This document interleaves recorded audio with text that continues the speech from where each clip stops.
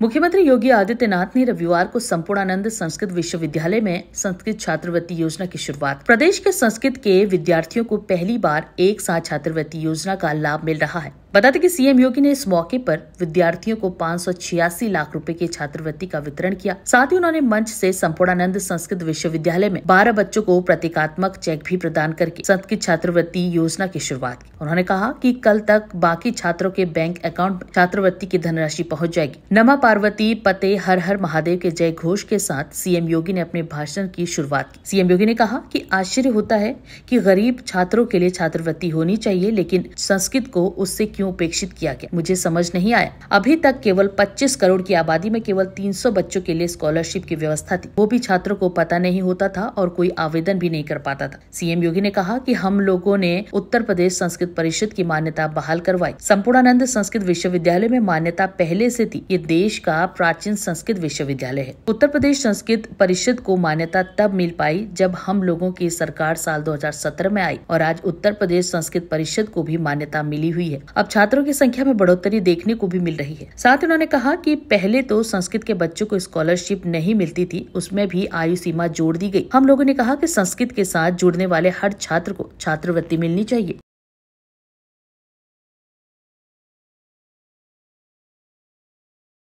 संस्कृत को वैज्ञानिक भाषा है और इसको उसी रूप में आगे बढ़ाने के लिए हम लोगों को अपने स्तर पर प्रयास करना होगा। आज के परिप्रेक्ष्य में संस्कृत का उपयोग किस रूप में हम आगे बढ़ा सकते हैं, इसको भारतीय संस्कृति की दृष्टि से भी, वैज्ञानिक भाषा है इस दृष्टि से भी, और ज्ञान विज्ञान की इस भाषा को हम आने वाले समय में भारत की विरासत और भारत की ज्ञान की धरोहर के रूप में मजबूती के साथ आगे बढ़ा सकें, इसके लिए अब युद्ध स्तर पर लग करके कार्य करने की आवश्यकता है। मैं पिछले दिनों स्वयं भी यहां पे संपूर्णानंद संस्कृत विश्वविद्यालय के प्रांगण में आया था। मैं अचानक आया था, मैंने कुलपति जी से आग्रह किया कि मैं विश्वविद्यालय में आ रहा हूं और मैंने देखा है लगभग 75,000 से अधिक पांडुलिपियां, प्राचीन पांडुलिपियां यहां पे संरक्षित हैं। उनके संरक्षण का कार्य हो रहा है। विशिष्ट शोध अलग अलग विषयों पर जो यहां पर हुए हैं उसको लेकर के हमें और भी अच्छे ढंग से कार्य को आगे बढ़ाने की आवश्यकता है। अन्य इस प्रकार के ताम्रपत्र और पांडुलिपियां जहां तहां पड़ी हुई है उन्हें भी संरक्षित करने की आवश्यकता है, क्योंकि भारतीय संस्कृति के संरक्षण का दायित्व ये केवल और केवल संस्कृत उठा सकती है। संस्कृत के प्रति अनुराग रखने वाले लोग उठा सकते हैं। संस्कृत के प्रति श्रद्धा का भाव रखने वाले आज का युवा उठा सकता है। सरकार का संरक्षण मिलेगा, सरकार इसमें भरपूर सहयोग करेगी। और मैंने यहाँ पे संपूर्णानंद संस्कृत विश्वविद्यालय के कुलपति से भी कहा है कि विश्वविद्यालय का एक पूरी कार्य योजना बना करके वे हमें प्रस्तुत करें। आपको जो भी सहयोग की आवश्यकता होगी सरकार आपको सहयोग करेगी और संपूर्णानंद संस्कृत विश्वविद्यालय के पुरातन गौरव को पुनर्स्थापित करना है। मुझे आश्चर्य होता है, गरीब छात्रों के लिए छात्रवृत्ति होनी चाहिए, मिलनी चाहिए, वंचित छात्रों को ये छात्रवृत्ति मिलनी चाहिए, ये अभिनंदनीय प्रयास हुआ। लेकिन संस्कृत को क्यों उससे उपेक्षित किया गया ये मैं नहीं समझ पाया। अभी तक संस्कृत के केवल 300 बच्चों के लिए स्कॉलरशिप की व्यवस्था थी और उसके लिए भी छात्रों को पता नहीं था, कोई आवेदन नहीं कर पाता था। कुल 300, 25 करोड़ की आबादी है।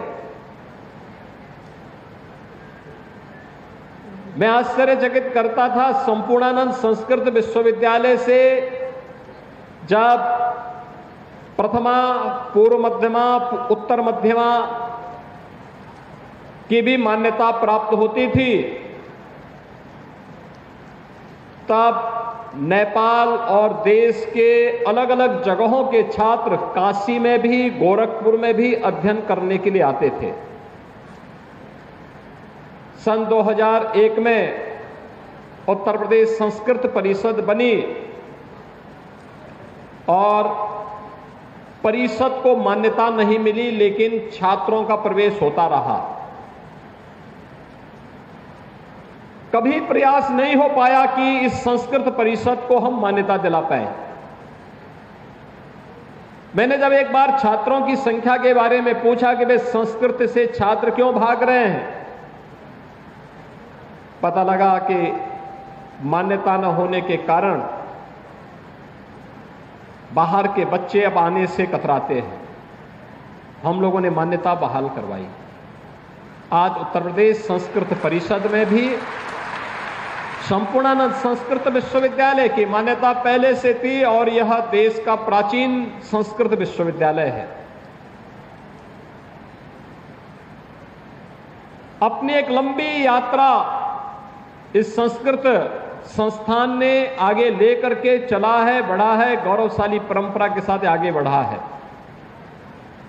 लेकिन संस्कृत परिषद को मान्यता तब मिल पाई जब हम लोगों की सरकार 2017 में आई और आज उत्तर प्रदेश संस्कृत परिषद को भी मान्यता है।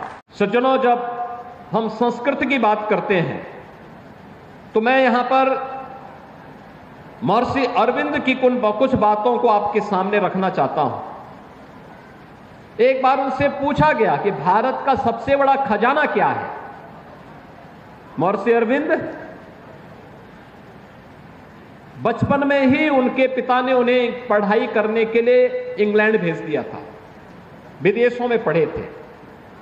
लेकिन जब वापस आए, भारत के बारे में उन्होंने जानकारी ली, भारत के मूल तत्व को उन्होंने जाना, तो उन्होंने पहले ब्रिटिश हुकूमत की चाकरी करने से इनकार कर दिया।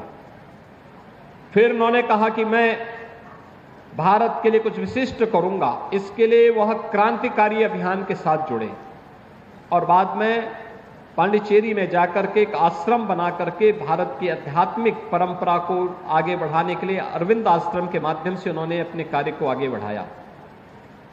महर्षि अरविंद से जब पूछा गया कि आखिर क्या है भारत का सबसे बड़ा खजाना, तो उन्होंने कहा कि अगर कोई मुझसे पूछे कि क्या है भारत का सबसे बड़ा खजाना, उसकी सबसे बड़ी विरासत क्या है, तो मैं बिना किसी संकोच के जवाब दूंगा कि संस्कृत भाषा और उसका साहित्य हमारा सबसे बड़ा खजाना है। यह एक शानदार विरासत है और जब तक हमारे लोगों के जीवन को प्रभावित करती है, तब तक भारत की मूल प्रतिभा बनी रहेगी। यह यानी एक वह ऋषि जिन्होंने भारत की स्वतंत्रता का उद्घोष पहले ही कर दिया था, 1947 के पहले ही जिन्होंने कह दिया था कि जिस दिन मेरा जन्मदिन होगा, आगामी कुछ वर्षों में उस तिथि को यह भारत आजाद भी होने वाला है। ऐसे महर्षि अरविंद संस्कृत के बारे में इस प्रकार के उदात्त विचारों को हम सबके सामने रखते हैं। संस्कृत में विशेष शोध के लिए संस्कृत केवल देववाणी ही नहीं है,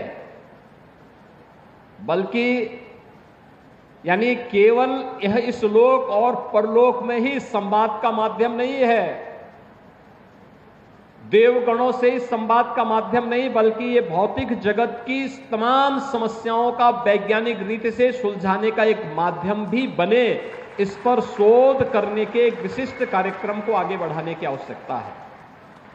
आपने देखा होगा, हम लोगों ने काशी हिंदू विश्वविद्यालय में एक वैदिक विज्ञान का एक केंद्र बनाया है। वैदिक विज्ञान का एक केंद्र भारत की प्राचीन संस्कृति पर विशिष्ट शोध को बढ़ावा देने के लिए, और मुझे लगता है संस्कृत को इसके शोध का केंद्र अपने आप को बनाना पड़ेगा। और मैं आप जो भी संस्कृत में विशिष्ट शोध की अपनी थीसिस लिखेंगे, कुछ अच्छा कार्य करेंगे, मैं उनको, उन सभी आचार्यों को, उन सभी छात्रों को इस बात के लिए आश्वस्त करता हूं कि उनके लिए एक अच्छी स्कॉलरशिप की हम घोषणा करने जा रहे हैं, जिससे वो बेझिझक अपनी वृत्ति की चिंता किए बगैर सरकार उसकी व्यवस्था देख सके और एक निश्चित समय के लिए हम उसको स्कॉलरशिप देंगे, 2 वर्ष के लिए, 3 वर्ष के लिए, जो इन 3 वर्ष के अंदर बिना किसी चिंता के वह अपने शोध के कार्य को आगे बढ़ा सके और इसके माध्यम से वह भारतीय संस्कृति के मूल तत्व को दुनिया के सामने रख सके। यह आज की सबसे बड़ी आवश्यकता है। जब आज की चकाचौंध भरी दुनिया में हर व्यक्ति भौतिकता के पीछे भाग रहा है, तब भी उत्तर प्रदेश के अंदर लगभग 1.5 लाख बच्चे ऐसे हैं जो संस्कृत के साथ अपना जीवन समर्पित करते हुए भारतीय संस्कृति के लिए अपना जीवन समर्पित भाव के साथ आगे बढ़ा रहे हैं। स्वाभाविक रूप से उसका संरक्षण करना इस शासन का दायित्व होना चाहिए, समाज का दायित्व होना चाहिए और सरकार अपने उसी उत्तरदायित्व का निर्वहन करने के लिए आज आपके पास आई है, आपके द्वार पर आई है। इन सभी छात्रों के लिए अभी तो हम लोगों ने घोषणा की है और हम लोगों ने आगे से व्यवस्था करने के लिए हम व्यवस्था करने जा रहे हैं कि अब संस्कृत विद्यालयों में हम ऐड उन्हीं संस्थानों को देंगे जो अपने यहां छात्रावास की व्यवस्था निःशुल्क छात्रों के लिए करेंगे और खाने पीने की व्यवस्था करेंगे।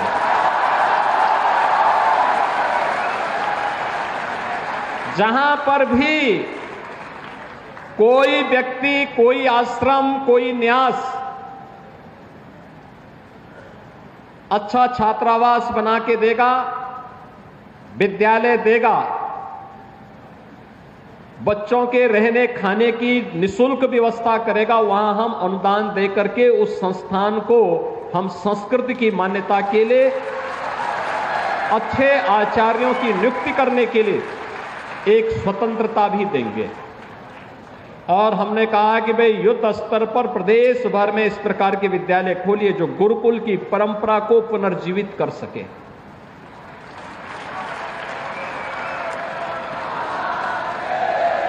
क्योंकि ये परंपरा ही हमारी वास्तविक ताकत है। इस परंपरा ने ही भारत को विश्व गुरु के रूप में स्थापित किया। इस परंपरा के कारण ही विपरीत परिस्थितियों में भी भारतीय संस्कृति, हमारी सनातन संस्कृति तमाम झंझावतों का मुकाबला करते हुए भी आज जीवित बनी हुई है, सुरक्षित है और दुनिया का मार्गदर्शन करने के लिए आज प्रधानमंत्री मोदी जी के नेतृत्व में उठ खड़ी हुई है।